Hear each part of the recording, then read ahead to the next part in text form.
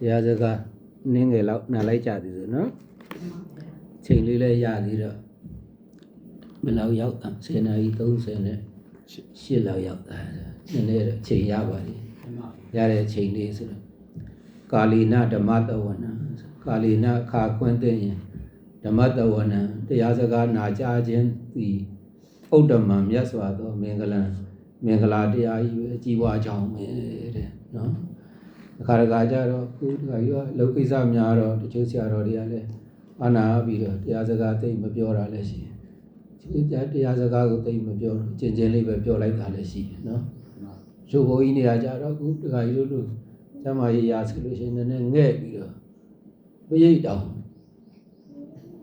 ရုပ်မပေးတာလည်းရှိပရိတ်ကိုဘယ်လောက်ရုပ်လို့ဆိုဘုန်းကြီးတို့တွေးကြုံရဆို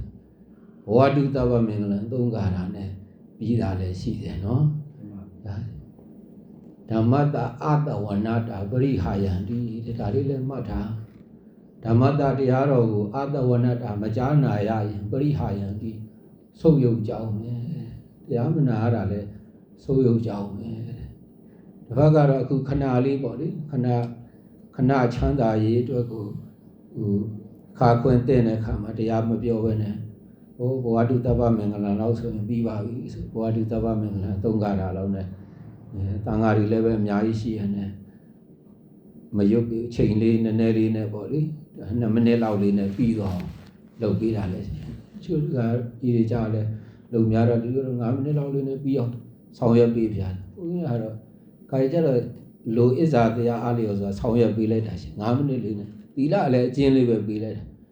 ကျင်းဆိုတော့ဘုန်းကြီးတို့သာသနာကွယ်ကြောင်းထဲမှာစာရီပါရီအကျဉ်းလေးပဲလုပ်ရင်အကျဉ်းလေးပဲပို့ချရင်သာသနာကွယ်ကြောင်းပဲ။နောက်ကြကိုမျိုးဆက်လည်းပဲအကျဉ်းလေးဆိုရင်ဒီမျိုးဆက်ကအကျဉ်းမသိပါလေ။ခါကြတော့ဓမေဟွန်တုသကာရဝါရှိမှာပါ။ဓမေဟွန်တုသကာရဝါတရားဆိုယူသေးရမယ်လေးစားရမယ်လေနော်။အဲကြောင့်တော်များများဖြစ်နိုင်ရင်တော့အကျယ်ကျယ်လေးရုပ်ပေးတာကောင်းတယ်။ကျယ်ကျယ်ဆောက်တည်တာကောင်းဒါဒီနေ့ရဏဂုံသီလဆောက်တည်တယ်ဆိုပြည့်စုံပဲဂုံပြီးသားလေးနဲ့အစာဆုံးနော်မြတ်စွာဘုရားကတော့တော်တော်ကြီးမဖြစ်တာမှသာဥပုသ်ဆောက်ရင်လည်းမြတ်စွာဘုရားပြည့်ညတ်တဲ့ဥပုသ်ဆောက်တည်ပါ၏လို့အဲ့လိုလေးလုပ်ပြီးဆောက်တည်လိုက်ပေါ့ပြီးတာဖြစ်နိုင်ရင်တော့ကြဲကြဲလေးဆောက်တည်လို့ဆိုလိုတာအဲကြောင့်တချို့နေရာတွေမှာစွမ်းလဲစွမ်းနိုင်ပါလေနဲ့ဖြစ်လဲဖြစ်ပါလေနဲ့ပြိတ်ကိုမရွတ်တော့ပဲနဲ့ဘဝတုတ္တဗမင်္ဂလာနဲ့ပြီးသွားတာလည်းရှိတယ်ဘုန်းကြီးကျောင်းကြီးဆက်ချာကြီးဝဲတစ်ခုမှာကြီးဆရာတော်ကြီးတွေပူဇော်ဝဲတစ်ခုမှာအဲ့လိုလေးဆောင်ရွက်တာမြင်တော့ဆရာတော်ကြီးကိုရှောက်မိတယ်ဗာလိဆရာတော်ကြီးဘုန်းကြီးတို့သူတို့ကျောင်းတိုင်းမှာအဲ့လိုကြီးလုပ်သွားတယ်ဘယ်ကောင်းမှမလို့ပါစာသင်တိုက်ဆရာတော်တွေဖြစ်နေပြီစာသင်တိုက်ကြီးဖြစ်နေပြီတော့ဘရိတ်တောင်မရုပ်ခဲနဲ့ဘဝတုတ္တဗမင်္ဂလာလေးရှိတယ်ကောင်းနေတွေ့ရင်တော့ငါပြောအောင်မယ်နော်တွေ့ရင်တော့ပြောအောင်မယ်အဲ့လိုမလုပ်ဖို့ပေါ့လေငယ်တန်းကျတော့ဒကာတော်မရဲ့စိတ်စေတနာတရားတရားငဲ့ပြီးတော့ပြည့်ပြည့်စုံစုံလေးလှုပ်တင်တယ်ဆောင်ရွက်တင်တယ်လို့ဆိုလိုတာနော်အဲကြောင့်ဒီပရိတ်တွေနာရအကြားရကြည်ညိုရအဲဒီလိုမိုင်းလို့လည်းနေစဉ်တော့ဒီမှာရွတ်ကြဖတ်ကြတရဇေမှာလေဒါပဲလို့ဆရာတော်တန်ဃာတော်တွေရောက်လာပြီးရွတ်တယ်ဖတ်တယ်တရဇေတယ်ဆိုတော့ပိုကောင်းတာပေါ့နော်ပိုကောင်းတယ်ဘုန်းကြီးတို့ဒီတတ္တဟာစဉ်းစားကြည့်ရင်ပေါ့နော်တတ္တဟာမှာသတုထတတ္တဟာမှာယရဏဂရတတ္တဟာဆိုတာပါအဲ့ဒီယရဏဂရတတ္တဟာဆိုတာဘာပြောတာလဲယရဏအိမ်ကြီးဖြစ်တယ်လို့မြတ်စွာဘုရားကတတ္တဟာအမည်တစ်ခုပေးတာယရဏဂရတတ္တယရဏအိမ်ကြီးဖြစ်တယ်ဘာလို့ယရဏအိမ်ကြီးဖြစ်တယ်လဲလို့မေးရင်မြတ်စွာဘုရားကအဲ့ဒီနေရာမှာဒီအဘိဓမ္မာတရားတွေကိုနှလုံးသွင်းဆင်ခြင်ပွားများတဲ့နေရာဖြစ်လို့ယရဏဂရတတ္တဟာယရဏအိမ်ကြီးဖြစ်တယ်လို့အဲ့ဒါ9 ရက်လုံးဒီဗိဓမာတရားတွေကိုနှလုံးသွင်းဆင်ခြင်ပွားများလို့အဲ့ဒီနေရာကိုယရဏဂရတတ္တဟာလို့ခေါ်တာတဲ့ဒီစကားအရဆိုရင်ကိုယ့်ရဲ့အိမ်မှာလည်းပဲဒီယရဏမြတ်သုံးပါးကျေးဇူးတော်ဂုဏ်တော်တွေကိုထုံမွမ်းမယ်ရုပ်မယ်ဖတ်မယ်တရဇေမယ်ခါခွင့်သိရင်ခုလိုပဲပြိတ်တင်နားမယ်ဆိုရင်ကိုယ့်အိမ်ကြီးဟာယရဏဂရတတ္တဟာယရဏအိမ်ကြီးမဖြစ်ဘူးလားယရဏအိမ်ကြီးဖြစ်တယ်လို့ဒါတန်ဖိုးထားတတ်ပေါ့လေဘုန်းကြီးတို့လေးထားပြီးတန်ဖိုးထားပြီးတော့ ဒါရုပ်ကတရဇေပြီးတယ်ဒီနေ့ကကြီးပြည့်မြတ်89နှစ်ပြည့်မွေးနေ့ကြောင်းပြုမြတ်ကောင်းမှုမှာဘုရားဘာတရားစကားလေးပြောခြင်းလို့ဆိုတော့နော်ပရမတ္ထမနုဿဆိုတဲ့လူမြတ်နဲ့နောက်တစ်ခါကျတော့ပရမတ္ထဘဝပရမတ္ထဘဝမြတ်အကြောင်းလေးနည်းနည်းပရမတ္ထမနုဿဆိုတာရှိတယ်ပရမတ္ထဘဝဆိုတာရှိတယ်အဲ့တော့လူတွေကတရုပ်ခွဲလိုက်လို့ရှိရင်လူ၄မျိုးလောက်ကွဲပြားနိုင်တယ်လူ၄မျိုးကွဲပြားနိုင်တယ်ဆိုတော့လူတွေကမြန်မာလူပြန်တော့လူငရဲသားလည်းပဲရှိတတ်တယ်လူတရိစ္ဆာန်လည်းပဲရှိတတ်တယ်လူပြိတ္တာလည်းပဲရှိတယ်ခုနကနံပါတ်၄ပရမတ္ထမနုဿလူမြတ်လူတော်လည်းပဲရှိတာပါပဲဒါဆိုလို့ရှိရင်လူငရဲသားဆိုတာဘယ်လိုဟာလဲမေးရင်လူဘဝတော့ရလာပါရဲ့စင်စင်ရဲရဲနွန်ပါပါနဲ့နေရမယ်ကုသိုလ်ကောင်းမှုခါခွင့်မရှိဘူးနောက်တစ်ခါကျတော့ချုံနောင်တန်းနေခံနေရမယ်ဒီမမစင်စင်ရဲနဲ့ကြက်တဲနဲ့နေရထိုင်ရတဲ့လူတွေကိုကြတော့လူငရဲသားလို့ခေါ်ပါတယ်လူဘဝတော့ရပါတယ်ငရဲကြနေသလိုခံနေရတဲ့ပုဂ္ဂိုလ်တွေကိုလူငရဲသားလို့ခေါ်ပါတယ်နံပါတ်2လူကြတော့လူပြိတ္တာလူဘဝတော့ရလာပါဒါမှမဟုတ်ဇီဝရေးမပြည့်စုံဘူးလူမှုရေးမပြည့်စုံဘူးကျမ်းမာရေးမပြည့်စုံဘူးလူမှုရေးကျမ်းမာရေးဇီဝရေးမပြည့်စုံတဲ့အခါကျတော့ကုသိုလ်ကောင်းမှုလည်းပဲမပြုနိုင်ဘူးဒါနလည်းမပြုနိုင်သီလမဆောက်တည်နိုင်ဘာဝနာတရားမပွားများနိုင်ဘူးနွန်ပါပါစင်စင်ရဲနဲ့ပြိတ္တာလို့ပဲစားရမယ်တောက်ရမယ်နေရတဲ့ဘဝကိုလူပြိတ္တာလို့ခေါ်ပါတယ်နောက်နံပါတ်3လူတရိစ္ဆာန်ဆိုရလူတော့ပြစ်လာပါရဲ့လူပြစ်လာတဲ့ဘဝမှာလည်းပဲသူကအိစ္ဆာကာမဤ3ဝနဲ့ပဲသူကရှင်သန်အိမ်မစားမယ်အာယုကာမဂုဏ်ခံစားမယ်တရိစ္ဆာန်လိုပဲပြုမှုကျင့်ကြံပြီးတော့နေထိုင်တယ်ကောင်းမှုကုသိုလ်အရေးမရှိဘူးဆိုလို့ရှိရင်လူတရိစ္ဆာန်ဒီ3မျိုးကြတော့လူပြစ်ပါလျက်နဲ့ဆင်းရဲလုံးလို့ရှားပါလုံးလို့အသိဉာဏ်မဲ့လုံးလို့လူငရဲသားလူတရိစ္ဆာန်လူပြိတ္တာဒီလိုမျိုးသုံးတာပရမတ္ထမနုဿအကြတယ်ပရမတ္ထမနုဿအကြတယ်ကောင်းစုအကြောင်းအကျိုးတွေကိုဝေဖန်ခွဲခြမ်းပြီးတော့သိစွမ်းနိုင်တယ်ကုသိုလ်အကုသိုလ်တွေကိုနားလည်သဘောပေါက်တယ်မိမိတို့ရဲ့မိဘတွေရဲ့စကားဆရာသမားတွေရဲ့ပြောဆိုဆုံးမစကားဘုရားစကားလိုက်နာကျင့်သုံးတယ်မကောင်းတဲ့အကုသိုလ်မှုတွေကိုရှင်းတယ်ကောင်းတဲ့ကုသိုလ်တရားတွေကိုသွင်းတယ်ကိုယ်စိတ်ကလေးကိုပြုစင်အောင်မွေးမြူပြီးတော့ဘဝကိုအဓိပ္ပာယ်ရှိရှောက်လန်းတဲ့ပုဂ္ဂိုလ်မျိုးကြတော့ပရမတ္ထမနုဿပရမတ္ထမနုဿလူမြတ်လူတော်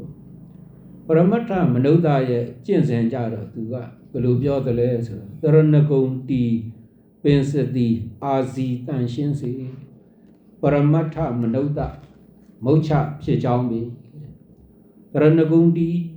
ဘုရားပေါ်တရားပေါ်သံဃာပေါ်ယုံကြည်ကိုးကွယ်မှုနဲ့မြဲတဲ့ကိုယ်စိတ်ထဲမှာဘုရားတရဏံကိသာမိဓမ္မံတရဏံကိသာမိသံဃံတရဏံကိသာမိတရဏဂုံ3ပါးထုံမွန်းတာတရဏဂုံ3ပါးထုံမွန်းတယ်လို့ပဲ5သီလ5ပါးသောကျင့်ဝတ်သီလကိုလည်းခါဝတ်ပစိုးခါဝတ်ထမိတ်ပမာမြင်အောင်ထိမ့်သိမ့်ပြီးစောင့်ရှောက်ပြီးဆောက်တည်ပြီးသီလဟာမိမိတို့အတွက်တကယ်အစင်တစားပဲသီလဟာမိမိတို့အတွက်အကောင်းဆုံးသောပြင်ဆင်မှုပဲသီလနဲ့တန်းစာဆင်ထားတဲ့ပုဂ္ဂိုလ်ဟာချောဆုံးအလှဆုံးပဲလို့စိတ်ထဲမှာအောင်းပေးပြီးတော့ကိုကျင့်သီလကိုသီလနဲ့ကိုနေထိုင်တယ်သီလမြဲတယ်သီလမြဲရင်လည်းပဲလူတော်လူမြတ်ပဲအာဇီတန်ရှင်းစေမိမိတို့တန်မွေးဝမ်းကြောင်းပြုကြတဲ့အခါကျတော့လည်းပဲစင်စစ်ချေချေနဲ့တန်တန်ရှင်းရှင်းနဲ့တန်မွေးဝမ်းကြောင်းပြုကြတယ်ဒါကြောင့်ဒီတရဏဂုံတီတာရဲ့ငါးပါးသီလမြဲမြံတာရဲ့တမ္မာအာဇီဝကြကြလောက်ကိုင်းရှားဖွေစတော့တန်မွေးဝမ်းကြောင်းပြုတာရဲ့ဒီ၃ချက်ရှိလို့ရှိရင်ပရမတ္ထမနုဿလူတော်လူမြတ်ပဲအဲကြောင့်ပုံမှန်ကုသိုလ်ရေးတွေနဲ့ ကောင်းမှုကုသိုလ်တရားတွေနဲ့ဥပအောင်ကြိုးစားလုပ်ကိုင်ရှာဖွေပြီးတော့ဘဝခရီးကိုလျှောက်လန်းရတဲ့အတွက်ကြောင့်ဘဝဟာမြတ်လူဖြစ်ဟာမြတ်တဲ့လူဖြစ်ကိုရမြတ်တဲ့လူအဖြစ်မှာတဲ့အနှစ်သာရရှိနဲ့နေထိုင်နိုင်ဖို့ကြတော့ဘာတွေအရေးကြီးပါသလဲလို့မေးရင်ခွင်တို့ရှေးဆရာတော်ကြီးတွေကရေးခဲ့တန္တာရိတာရံမာနုတ္တတံတခိဉ္စဝေကံလာဘာဝတာဓုတပ္ပိန္ဒရိယာနံကောလီညာတတ္တသောစီယဘာဝသုဒ္ဓတာဓမ္မရာဇတဓမ္မံဒါလေးမိတ်လေချက်လက်ကလေးဒီထဲမှာပါတာပေါ့လေတန္တာရိဟောဒီတန္တရာကြီး၌မာနုတ္တတံပရမတ္ထမနုဿဖြစ်လာခြင်းသည်လည်းပဲတာရံအနှစ်သာရတခုပဲဒါကြောင့်လူဘဝမြတ်ဖို့ဆိုလို့ရှိရင်လူဖြစ်မှာဒီပရမတ္ထမနုဿဖြစ်နဲ့ကျင်လည်ရပြီလောက်ကန်ရပြီဆိုလို့ရှိရင်ကိုယ်ဘဝဟာမြတ်တယ်လို့ဒီလိုမှားရတနည်းပြောရင်တော့ဘုရားရှင်ကိုရောမြတ်ကြီးပွင့်တဲ့ခေတ်ကောင်းခါကောင်းမှာဘုရားသာသနာမစိတ်သုံးသေးတဲ့ခေတ်ကောင်းခါကောင်းမှာလူရလူဖြစ်လာတယ်ဆိုတာအနှစ်သာရရှိတယ်လူဖြစ်လာတာကိုကမြတ်တဲ့ဘဝတစ်ခုကိုရလာတာပဲဒါကတော့ဘဝတွေကိုတော့မြတ်စွာဘုရားကမချီးမွမ်းဘူးပေါ့လေဒါပေမဲ့လို့အဆိုးတွေကနေပြီးတော့အကောင်းရှာဆိုတဲ့အတိုင်းပဲငရဲတို့တရိစ္ဆာန်တို့ပြိတ္တာတို့သူရကဲတို့ဒီအပယ်လေးပုံလူနှုံလူမွဲလူဆင်းရဲနဲ့စာလို့ရှိရင်တော့ရနေတဲ့ဘဝဟာကောင်းတယ်လို့ဆိုလိုတာပါရနေတဲ့ဘဝဟာကောင်းတယ်ဆိုတာဒီလူဘဝရမှပုံညာခေတ်ကြီးဖြစ်တာကိုကအလူတွေပေးခြင်းတော့လည်းပဲအလူပေးလို့ရတယ်ကိုချင်းသီလတွေထိမ့်သိမ်းဆောင်ရှောက်စောင့်တည်ခြင်းတော့လည်းကိုချင်းသီလတွေထိမ့်သိမ်းဆောင်ရှောက်စောင့်တည်လို့ရတယ်ဘာဝနာတရားတွေပွားခြင်းတော့လည်းပွားလို့ရလူဘဝမှာအများကြီးအစွမ်းပြလို့ရတယ်လောကကောင်းကျိုးပြုလုပ်ငန်းစဉ်တွေလည်းပဲလုပ်လို့ရတယ်ဘာသာသာသနာကောင်းကျိုးပြုလုပ်ငန်းစဉ်တွေလည်းပဲအများကြီးဆောင်ရွက်နိုင်တယ်လူဘဝမှာပေါ့လေကိုမိဘတွေပြုစုစောင့်ရှောက်ခြင်းလည်းအစွမ်းကုန်ပြုစုစောင့်ရှောက်လို့ရပါရမီတွေဖြည့်ခြင်းလို့ရှိရင်လည်းပါရမီတွေအများကြီးဖြည့်လို့ရတယ်ဒါကြောင့်မို့လို့အဆိုးတွေကအကောင်းဆိုတဲ့အတိုင်းပဲ30ပုံကိုတော့မြတ်စွာဘုရားမချီးကျူးဘူးပေါ့ဘဝတွေကိုတော့မချီးကျူးဘူးပေါ့ဒါပေမဲ့လို့ရလာတဲ့ဘဝလေးဟာကိုယ့်ရဲ့ကံအားလျော်ဆိုကိုယ့်ရဲ့ဉာဏ်အားလျော်ဆိုကိုယ့်ရဲ့ဝိရိယအားလျော်ဆိုတာလောက်ကင်ရှာဖွေဆောင်ရွက်တတ်မယ်ဆောင်ရွက်နိုင်မယ်ဆိုလို့ရှိရင်အမျက်ကြီးပဲမို့လို့လူဘဝကိုမြတ်တယ်လို့ဒီလိုသုံးတာဒါကြောင့်ဘုရားသာသနာမှာလူရလူဖြစ်လာတဲ့လူဘဝရလာတယ်ဆိုတာမြတ်တဲ့ဘဝပဲတခိဉ္စဝေကံလာဘာဝတာဓုတပ္ပိန္ဒရိယာနတဟိဉ္စအဲ့ဒီလူဘဝမှာလည်းပဲတပ္ပိန္ဒရိယာနမျက်စိနာနာရှာကိုယ်စိတ်လို့ခေါ်တဲ့ဣန္ဒြေ6ပါးတို့ဤဝေကံလာဘာဝချွတ်ယင်းခြင်းမရှိပြည့်စုံခြင်းသည်လည်းပဲတာရံအနှစ်သာရတစ်ခုပဲလူဘဝရလာပြီဆိုရင်တဲ့ဣန္ဒြေ6ပါးပြည့်စုံရမျက်စိပိုင်းနားပိုင်းနှာခေါင်းပိုင်းရှားပိုင်းကိုယ်ပိုင်းစိတ်ပိုင်းဆိုင်ရာပါမှချွတ်ယင်းခြင်းမရှိဘူးချွတ်ချော်မှုမရှိဘူးဆိုရင်လည်းပဲတာရအနှစ်သာရတစ်ခုပဲဘုန်းကြီးတို့မဉ္ဇဉ်ပုံညာရတယ်ဆိုတာဣန္ဒြေ6ပါးပြည့်စုံတဲ့ပုဂ္ဂိုလ်မှာမဉ္ဇဉ်ပုံညာနိဗ္ဗာန်ကိုမျက်မှောက်ပြုနိုင်တာများဣန္ဒြေတွေချွတ်ယင်းနေမယ်ဖောက်ပြနေမယ်ဆိုရင်မဘုံနိဗ္ဗာန်ရဖို့ခဲရင်အဲကြောင့်ဘုန်းကြီးတို့ဘုံဘဝတွေထဲမှာရူပဗြဟ္မပြည်မှာစက္ခုနဲ့သောတာယမျက်စိနဲ့နားနဲ့ယကြံတဲ့ဂါနတို့ဇိန်ဝါတို့ကြမရဘူးဘာလို့ဒီစက္ခုနဲ့သောတာရသလဲလို့မေးရင်မျက်စိကကြတော့ဘုရားပူဖို့နားကကြတော့တရားနာဘုရားကိုပူရမှတရားကိုနာရမှသာလေတရားဓုတရားမြတ်ကိုရနိုင်တာဖြစ်တဲ့အတွက်ကြောင့်စက္ခုသောတာရတာဒါဆိုလို့ရှိရင်ဘုန်းကြီးတို့ကကိုယ်ဘဝလေးကိုဂုဏ်ယူရမဝင်ကြွရငါတို့မျက်စိလည်းပဲကောင်းတယ်နားလည်းကောင်းတယ်နှာခေါင်းလည်းကောင်းတယ်ရှားလည်းကောင်းတယ်ကိုယ်လည်းကောင်းတယ်စိတ်လည်းကောင်းတယ်ဒီဣန္ဒြေ6ပါးပြည့်ပြည့်စုံစုံရှိနေတာရနေတာဒီပင်လေအနိတ္တာရတစ်ခုပဲဘဝမြတ်တဲ့အကြောင်းပါနံပါတ်3ကျမှာကောလီညဆိုတာဘာပြောတာတော့မျိုးကောင်းဆွေကောင်းအမျိုးကောင်းသားသမီးဖြစ်ခွင့်ရတာလည်းပဲမြတ်တယ်ချို့ကြတော့အမျိုးရုပ်တဲ့ဘဝရဒွန်ဆန္ဒမျိုး တငါမျိုးမုတ်ဆိုးမျိုးဒီမျိုးတွေကြတော့မျိုးနှိမ့်တယ်လို့ဆိုတာပေါ့လေမျိုးမြတ်တယ်ဆိုတာဒီမင်းမျိုးတို့ထေးမျိုးတို့တကြွယ်မျိုးတို့ပုံနာမျိုးတို့ကြတော့မျိုးမြတ်တယ်လို့ဆိုလိုတာပေါ့ဒါကြောင့်အမျိုးမြတ်တယ်ဆိုတာဘာလို့အမျိုးမြတ်တာလဲလို့မေးရင်ထိုက်သူယိုကျိုးမန်ကိုချိုးအမျိုးမြတ်တကူခါရဝနိဝါဒပြုရယရဏမြတ်သုံးပါးမိဘဆရာသမားတွေပေါ်မှာရိုသေလေးစားဂါရဝရှိတဲ့ပုဂ္ဂိုလ်ဟာအမျိုးမြတ်တာပဲမာမာနကြွယ်ထိုသူဝယ်မျိုးနွယ်ညံ့ပြီဆိုသူကမာမာနကြီးမယ်ယရဏမြတ်သုံးပါးအပေါ်မှာလည်းပဲဂါရဝနည်းမယ်ဆိုလို့ရှိရင်တော့အမျိုးညံ့သွားတတ်ပဲအဲကြောင့်အမျိုးမြတ်တဲ့ဘဝမှာရလာတာလည်းပဲဘဝမြတ်တစ်ခုပဲတတ္တသောစီရပါဩတတ္တထိုလူဘဝဤသောစီရပါဩစင်ကြယ်စွာအသက်မွေးဝမ်းကြောင်းပြုနိုင်ခြင်းသည်လည်းပဲတာရံအနှစ်သာရတစ်ခုပဲဘဝမှာစင်စင်ကြယ်ကြယ်နဲ့နေတိုင်းနိုင်တဲ့စင်စင်ကြယ်ကြယ်နဲ့အသက်မွေးဝမ်းကြောင်းပြုနိုင်တယ်ဆိုတာလည်းပဲအနှစ်သာရတစ်ခုပဲနောက်ဆုံးကြမှာသုတ်တုတာဓမ္မရာဇတဓမ္မံဓမ္မရာဇတတရားဘယင်ဘုရားရှင်ဤဓမ္မံဟောပေါ်ညွန်ပြမြတ်ဓမ္မတွေကိုသုတ်တုတာရိုသေစွာနာကြားနာဂံမှတ်သားနိုင်ခြင်းဒီလည်းပဲတာရံအနှစ်သာရတစ်ခုပဲဘုရားဟောတဲ့တရားတော်တွေကိုလိုက်နာတယ်ကျင့်သုံးတယ်နာယူတယ်ကျင့်ကြံတယ်ကြိုးကုပ်တယ်အားထုတ်တယ်ဆိုတာလည်းပဲဒီဘဝဟာမြတ်တဲ့ဘဝပဲဆိုလိုတာကတော့တရားနာနိုင်တာဟာမြတ်တယ်တရားမနာနိုင်ဘူးတရားမနာရတဲ့ဘဝရပြီဆိုရင်မမြတ်ဘူးလို့ဆိုလိုပါတယ်ဒါကြောင့်လူလောကမှာလူရလူဖြစ်လာကြတဲ့အခါဘုရားသာသနာနဲ့ကြုံကြိုက်တဲ့အခိုက်ဘုရားသာသနာနဲ့ဆုံကြတဲ့အခိုက်လူဖြစ်လာတာဟာမြတ်တယ်အဲ့ဒီလူဘဝမှာလည်းပဲအိန္ဒြေ6ပါးပြည့်စုံတာမြတ်တယ်မျိုးကောင်းဆွေကောင်းမျိုးကောင်းသားသမီးဖြစ်ခွင့်ရတာဒီလည်းပဲမြတ်တယ်စင်စင်ကြယ်ကြယ်နဲ့အသက်မွေးဝမ်းကြောင်းပြုနိုင်ကြခြင်းဒီလည်းပဲမြတ်တယ်ဘုရားဟောဖို့တရားတော်တွေကိုလိုက်နာနိုင်တာကျင့်သုံးနိုင်တာနာယူနိုင်တာဟာမြတ်တယ်တို့လူဘဝလူလောကမှာမြတ်တဲ့ဘဝကိုရတယ်မြတ်တဲ့ဘဝနှင့်ဒီပင်လင်မြတ်သောနိဗ္ဗာန်ကိုမျက်မှောက်ပြုနိုင်တယ်လို့စိတ်ထဲမှာအားလုံးကိုစီမှတ်ယူပြီးတော့အမြတ်တရားများကိုနေ့စဉ်တိုးဝအောင်ကြိုးစားအထောက်ပြုလုပ်နိုင်ကြပါစေနေ့စဉ်ကျင့်ကြံကြိုးကိုပွားများအထောက်ကြသည့်အလျောက်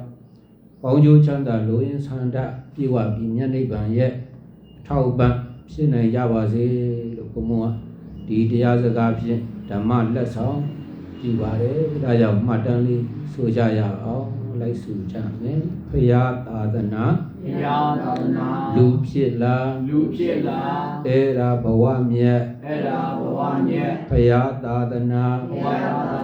လူဖြစ်လားအဲ့ဒါဘဝမြတ်အိန္ဒြေ6ဖြာပြည့်စုံတာအဲ့ဒါဘဝမြတ်အိန္ဒြေ6ဖြာပြည့်စုံတာအဲ့ဒါဘဝမြတ်မျိုးကောင်းဆွေကောင်းဖြစ်တုံရှောင်းအကောင်းဘဝမြတ်မျိုးကောင်းဆွေကောင်းဖြစ်တုံရှောင်းအကောင်းဘဝမြတ်စင်ကြယ်စွာသာတမွေးညာမတ္တဘဝမြတ်စင်ကြယ်စွာသာတမွေးညာမတ္တဘဝမြတ်ဘုရားဟောဖို့တရားတော်နာတော်ဘဝမြတ်ဘုရားဟောဖို့တရားတော်နာတော်ဘဝမြတ်